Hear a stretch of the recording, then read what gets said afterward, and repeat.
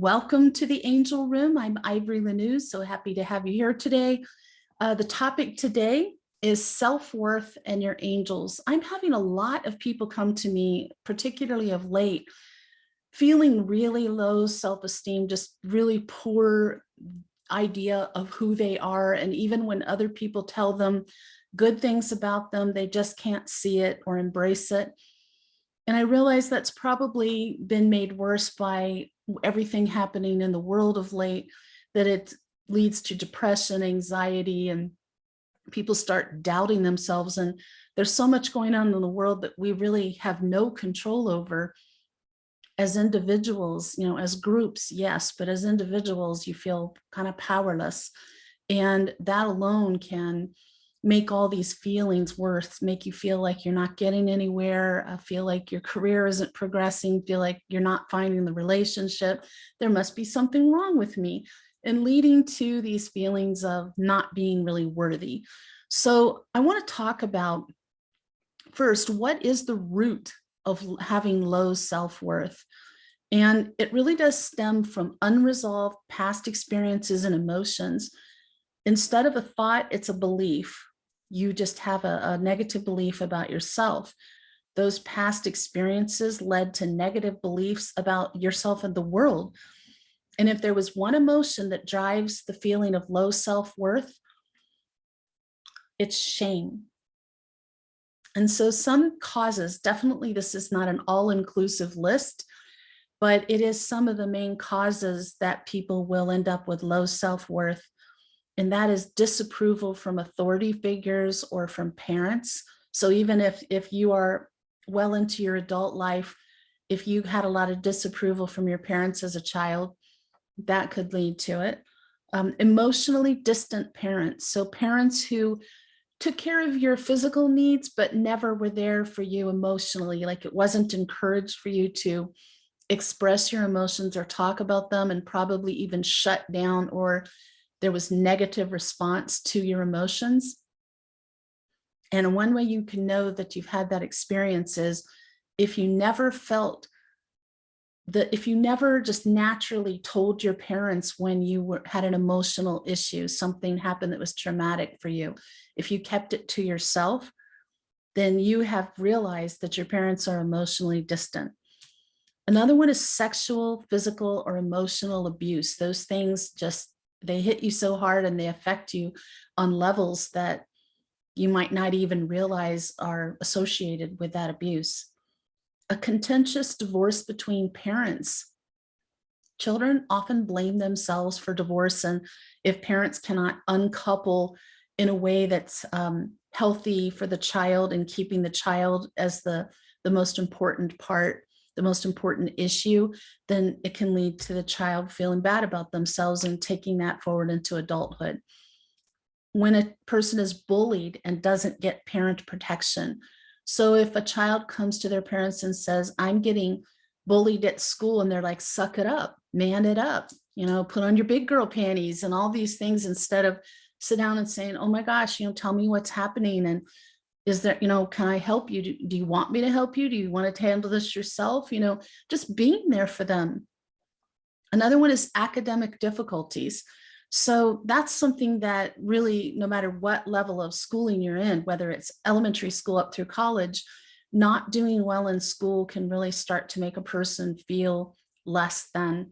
They start comparing themselves to other people, and also they're trying to live up to expectations. Guilt associated with religion. So if you're raised with a certain religion, or as an adult, you got involved with a religion, and then you find that you cannot live up to what that religion asks of you, and maybe it's impossible, and maybe it goes against something that's an important part of your belief system, or you realize it's not healthy for you, whatever, it ends up causing low self-worth. And another one that's really relevant now is social beauty standards, which is why, boy, I wish we could have laws where if you're under 21, you have no access to cell phones, no smartphones, no access to social media, because it's horrendous what's out there. We're starting to see some positive change with that, like including many body shapes and sizes, and people with disabilities, people of all different shapes, sizes, colors. So it's more inclusive, because before, especially for girls, there was this thing like, if you're not skinny and white, you're worthless. So that's a hard thing when a young girl is seeing that and hearing that kind of confirmation. She's going to grow up judging herself against that. So you're probably wondering, how can angels assist you in increasing your self-worth? I've given this a lot of thought because it comes up in my work with clients a lot. So I just want to tell you, like, angels can help you overcome doubt about yourself so that you can effectively step into your light and be just the radiant self that's waiting to come out. So I want to look at how to recognize self-doubt in the first place. What are some of the things that you might be saying to yourself in your head when you're experiencing self-doubt? One is, I can't do this. Another one is, people will think I'm dumb. People will think I'm crazy. People will think I'm a smarty pants, whatever it is. Or I feel like a fraud. You might have heard of the imposter syndrome, where very successful people, no matter how much success they have, it's like they're waiting for the other shoe to drop.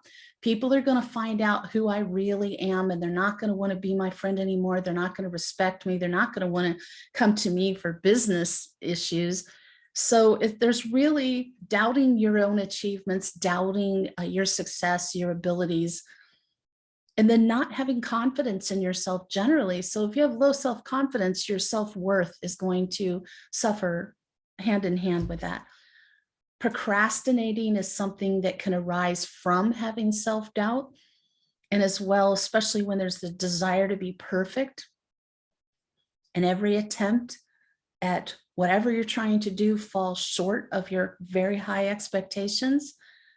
So you end up doing nothing. I want to just put a little thing out there. I'm Virgo and I have OCD. So for the longest time, I was trying to make things perfect in every aspect of life. And I came to this place where I realized very assuredly that perfection does not exist. And we torture ourselves and others around us. We hurt ourselves. We make it difficult on us and others by trying to make things perfect. So let go of that idea. Perfection is not anything that we can achieve as humans. So instead, you want to just do your best. You want to do your best. You want to do a good job. You want to avoid putting yourself at setting unreasonable expectations that it's just unlikely you're going to achieve. That will make your self-worth worse. So self-doubt comes from ego, and that's our lower self. And the ego just really wants to keep us safe rather than being a force for bad. It's okay to embrace our ego, our shadow side, because we need that in our life to teach us. But recognize it for what it is and move on. Don't get bogged down in that side of yourself. Your angels want you to be your best self. And that doesn't only benefit you, but it benefits the world. And when you're a light worker, as I know many of you are, you've shared with me, you're here because you have a spiritual mission and you're here to help people. It's a driving force. It is so important for you to really tap into your worth. God wouldn't have sent you here if you didn't have the skills to achieve your mission. You definitely can and will help a lot of people unless you get in your own way. So even if what you're hoping to do in the world seems small and humble to you, if you're doing that at your best and highest potential and living in your joy, know that you're creating a great light in the world, and all the souls that you come in contact with will benefit from this. You make the world a better place. And I've said it before, but for every light worker, at least your secondary mission is just you being you in this world. Everyone you come in contact with, feeling your frequency, your energy, and feeling better. When people say, I always feel better after I talk with you, I always feel better when I've been around you, that's what's going on. And it's not a small thing. If that's your whole mission, it's huge. You're helping raise the frequency of every person on the planet. You're helping them achieve some enlightenment to lift us out of the current darkness. The only time self-doubt can serve a purpose is if it's our instinct telling us something is not for our highest good. So I can think of plenty of times that I've met somebody and I thought I really liked them, and my angels are like, no, no. And of course, I ignored that multiple times growing up, including young adulthood. But eventually you come to a place where you're like, all right, if my angels say no, then there's something there I'm not seeing. I'm focusing on their potential again and not the reality, as I have a bad habit of doing. I'm working on that. But it can be all kinds of things. Like if you're thinking of leaving a job, your angels might put severe self-doubt into your mind because they're telling you it's not the time. Don't do that right now. You know, wait a bit, wait till you got something else, or just wait till a better time. It's not in your best and highest good to do it now. So that's not self-doubt, really. That's not poor self-worth. It's just listening to your angels talking to you. You can ask your guardian angel to step into your space and just make it glow brightly so that you can feel more relaxed and confident. So if you feel that those kind of thoughts coming into your head, or you're speaking those thoughts about yourself that are negative and self-doubting, ask your guardian angel to just come right up close to you, because you know they're always right by your side, and just fill you with their energy, and you will instantly rise up and feel better. But I want to talk about too some archangels, because there's 5 that I recommend that you can call upon to assist you in increasing your self-worth. So this is sort of about self-love here, really. You know, when you take your love and direct it at yourself, then some real magic can happen. And there's no archangel that specifically oversees self-worth, but there are these 5 who specialize in areas I feel will be helpful to you in building, increasing your opinion of yourself. And I'm going to share them with you. When you see yourself the way that your angels do, you shed the burden of what you perceive to be flaws. You drop the weight of guilt and shame that you feel because you've been saying to yourself or hearing it from others, you could have, or you should have done this or that, or shouldn't have.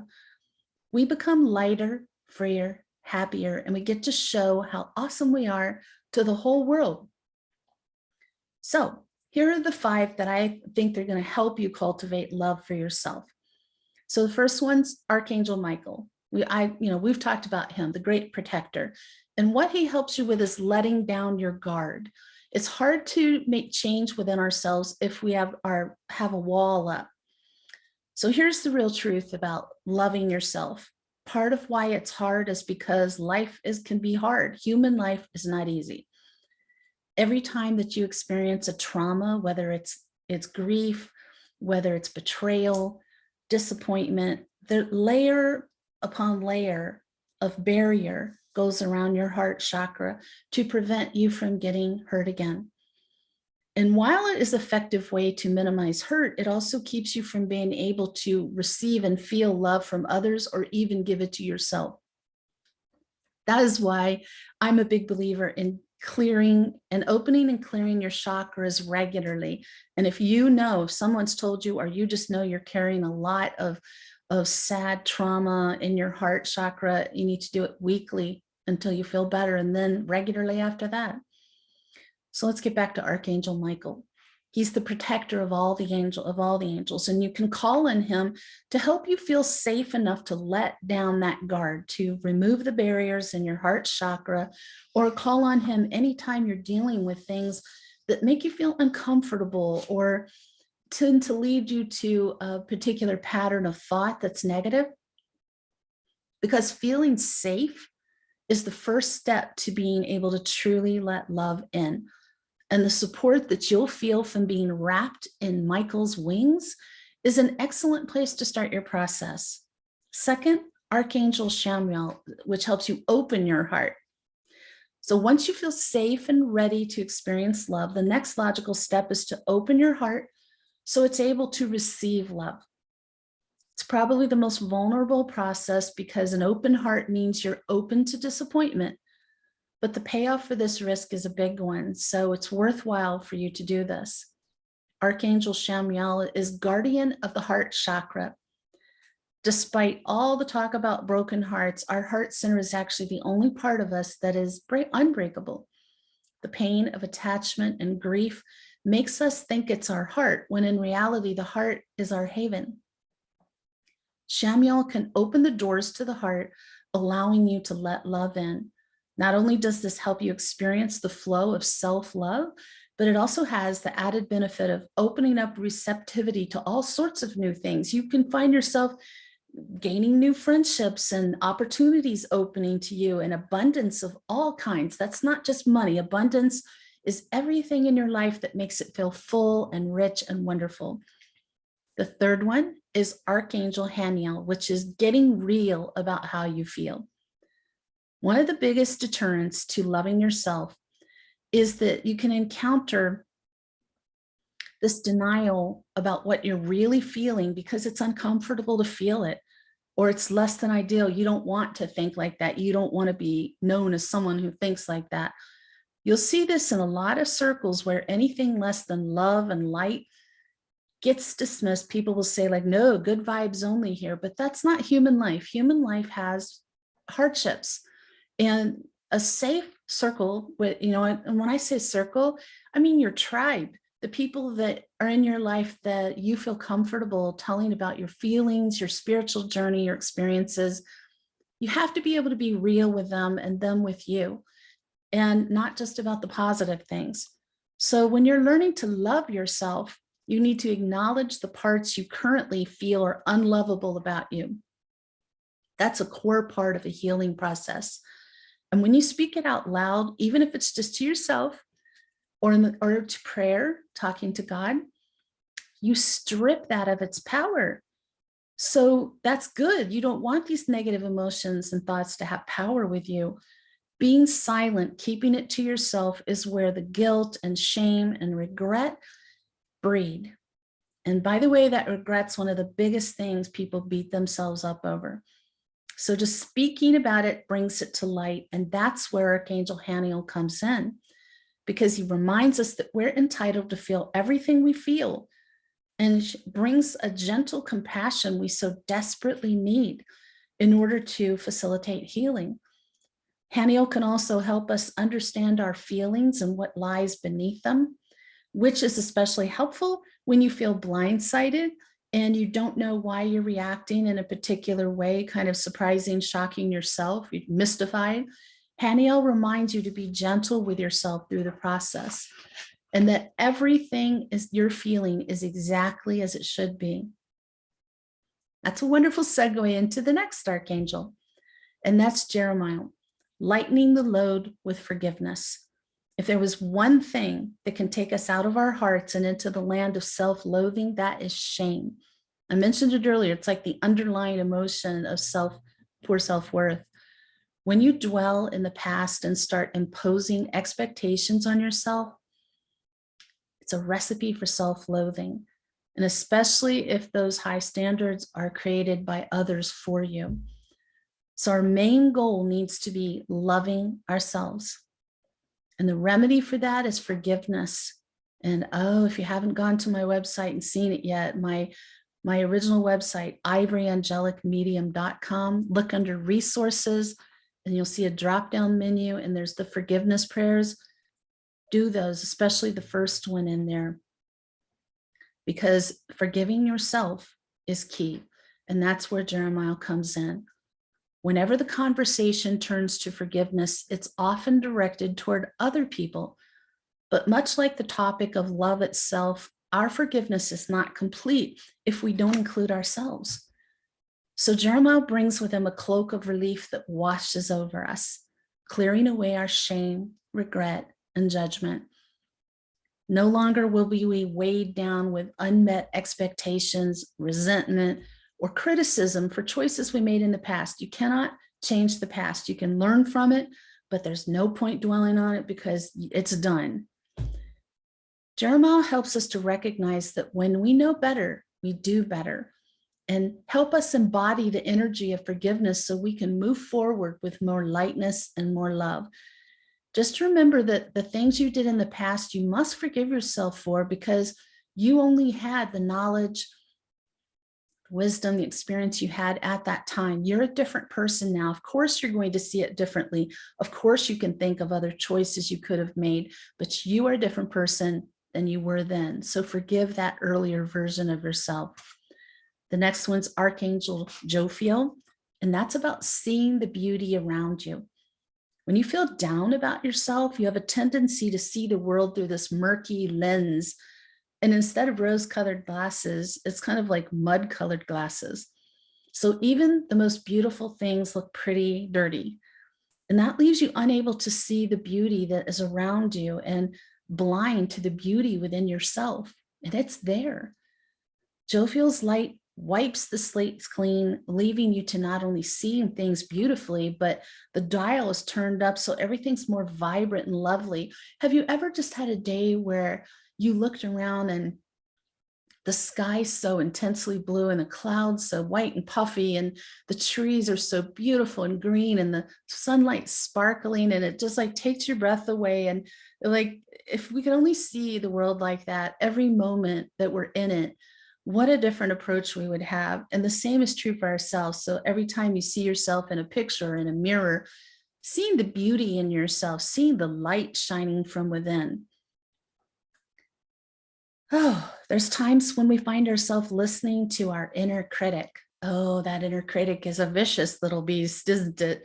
So we want to remind ourselves of the difference we're making for other people, the positive difference we're making in the world, and also our personal growth, how we have grown as people, both personally and spiritually, because that will lift your self-worth as well. You are making progress. Sometimes it's so slow that you just don't see it until all of a sudden it's like, oh, that's where I was. Well, that's way back there in that other valley. When you see the beauty in yourself and the beauty that's around you, you can't help but feel deep, heart-penetrating gratitude for the life you're living, no matter what the circumstances are, no matter what's going on, what you don't have. You're focused more on what you do have. And then you feel more grateful. And the more grateful you are, the more you attract reasons to experience even more gratitude. When I first started my gratitude practice decades ago, I would have to think, like, what am I most grateful about? Well, I'm grateful for my daughter. That's a given. I'm grateful for, my connection to spirit, angels and God. I'm grateful for my work. And then I'd sit there. Now it's like I have to narrow it down. I try to do 5 things in the morning, 5 in the evening. And sometimes I have to sneak in a few extra because I can't just narrow it down. And it seems like every few weeks there's something or a couple somethings I'm adding to that list of what I'm grateful for. Now that you know which archangels to work with, here's a couple of ways more than a couple, that you can integrate them into your practice. If you do meditation, it's a good idea to invite these archangels into your meditation. So if one of those areas I just mentioned with the 5 archangels is something you've really been struggling with, consider meditating with that archangel every day for 30 days. The more familiar you become with that archangel's frequency, their energy, the more your own energy will expand. It will actually rise to meet theirs. This helps you strengthen the part of your self-love struggle. If you need a little assistance calling the archangels in, I like to take a beautiful white candle, as I always associate that with angels, and I just burn a white candle. Secondly, if you have an altar, and I don't mean like in a church, I mean like a place where you display crystals and beautiful rocks and things you found that really touch your heart. I like pictures of my mom, pictures of my daughter and grandsons. I've got some beautiful gifts spiritual clients have given me, and it's just a little place where I stop and say a little prayer. It's a place that reminds me to connect with angels and God. Not that I need a whole lot of reminding about that, but it makes me happy just to see those things, and it makes me think of that connection. So if you have something like that, you can put a little picture of the archangel that you want to help you on your altar, and just keep them in the forefront of your thoughts as you're doing your angelic work. I do use angel light. I don't have it here, but I will have it here at the house soon. Mine's in a heart shape. It was a gift from a dear friend of mine. Thank you, Janet. And angel light's one of the stones that's associated with angels. So holding a piece of angel light is one of the stones that would really help you as you're calling in one of the archangels. Another thing you can do is add angel prayers to your existing gratitude practice. I think a daily gratitude practice is just a wonderful way to keep yourself in touch with God, with the angels, with your sense of gratitude, of focusing on the good things you have in your life and not what you're lacking. So thank your angels for helping you on your journey. Even if you haven't seen the results yet, I promise you, you are making progress. And then, for example, if you're working on learning to open your heart, you could say, thank you, Archangel Shamiel, for the opportunity to safely open my heart. I am so grateful for your help, and I'm excited to feel the love coming my way. And then expect that love to come your way from all kinds of sources. It's not just about romantic love. It's about love from God and the angels and your family, your friends, your coworkers, your neighbors. Be receptive to love in any way that is offered to you. Working with angels and archangels in all areas of my life has been pivotal for me to get out of my head because, again, Virgo, OCD, I tend to have racing thoughts, and I've made really good progress with that over the years, with slowing it down, knocking it down, and eliminating it most of the time. No more monkey mind too badly. But when you feel like you get that monkey mind where thoughts are just going round and round and round, then if these kind of things, working with the angels and the archangels like this, are really going to help you. So I know that you're going to take some of these ideas are going to be great for you and some aren't. And I hope that you're going to take some of these ideas and make them your own and find a way to use it in a way that works best in your life. As you know, I'm not about you copying what I do. I want to give you ideas. I want to give you kind of a little launching pad, and then you run with it. You put it in words you're comfortable saying. You do it in the way that works for you. And I'm sure you're going to come up with some very creative ways to have your angels and the archangels help you, and keep working at this. Your self-worth can rise quickly if you just work on this every day, a little bit every day. You do not have to continue feeling this way. I want to thank you for tuning in today. It's been so great having you here. Please come back next Sunday. The topic is the reality of fairies. And you may think, why is Ivory talking about fairies? Well, I've had some very interesting, eye-opening experiences since I moved to the Sedona area. And so have some people that I know. And people ask me about this. So I thought, absolutely, I will talk about it. I have Irish background. I'm into the fairies. So we'll talk about that next Sunday. And in the meantime, may your angels surround you. May your angels protect you every moment, every day of your life. I'll see you next week.